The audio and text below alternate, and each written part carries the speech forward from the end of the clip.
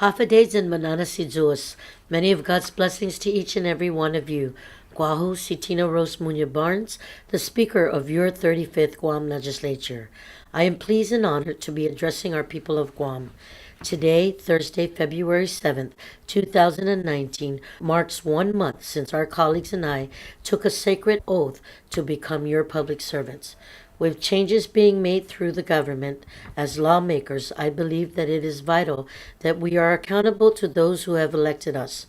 Our first month in office, this body has received most of the appointment packets from the Leon Guerrero Tenorio administration, and I am pleased to report that confirmation hearings are underway, and Lord willing, we can get them confirmed during our February session.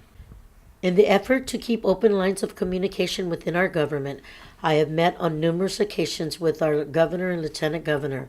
They have hosted us at our bi-weekly leadership breakfasts.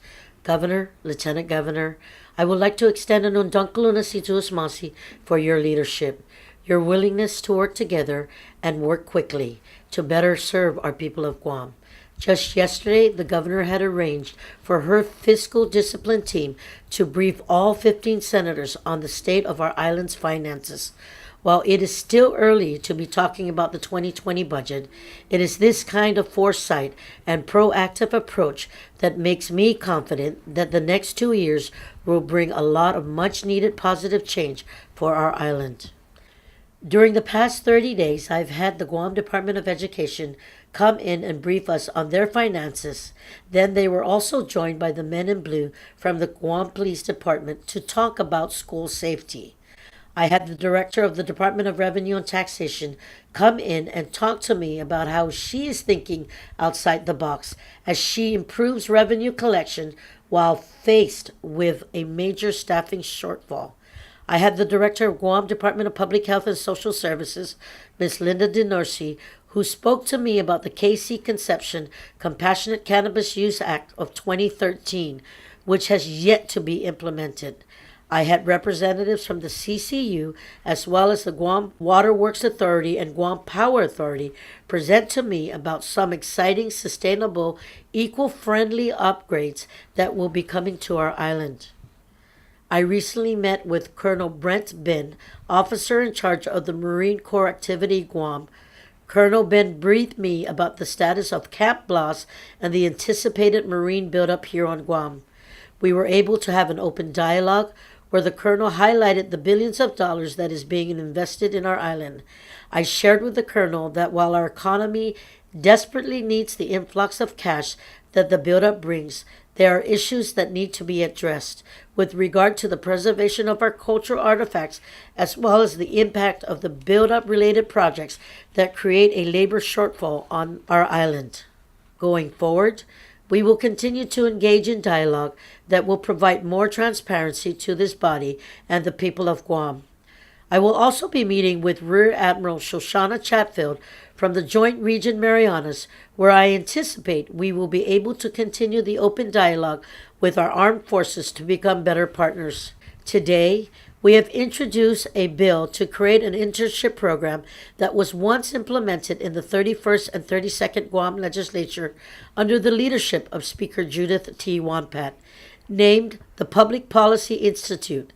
This program will allow for our younger generation to not only get exposed to their government, but also give them a front seat to creating meaningful change for this beautiful island. After all, at the end of the day, they are the ones who we work hard for. This term, I am focused on making sure that our laws that are already in the books get implemented. We have a lot of revenue generating laws that still have yet to be implemented, from the bed and breakfast to the medical marijuana, the film office, and the bottle bill.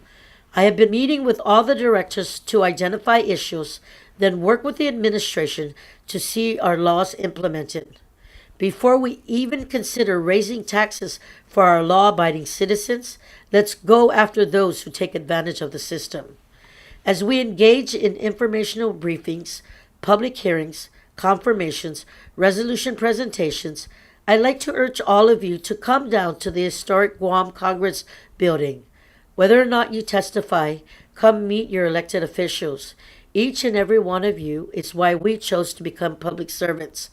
There have been 41 bills introduced so far, ladies and gentlemen, and these bills, in one way or another, will have an impact on each and every one of you. For democracy to work, we need to engage in dialogue. In the words of my predecessor in her first address of the 31st Guam Legislature, your participation is vital for the health of our community. In closing, as Speaker of your legislature, I am committed to transparency. We will continue to update you on any and all progress that comes out of this body. As a lifelong athlete, I have always been a team player. I plan to continue with the same approach to win for Team Guam. Undangkal na si Diyos Masi, I pray that many of God's blessings be extended to you and your families. Zan Biba Guahan.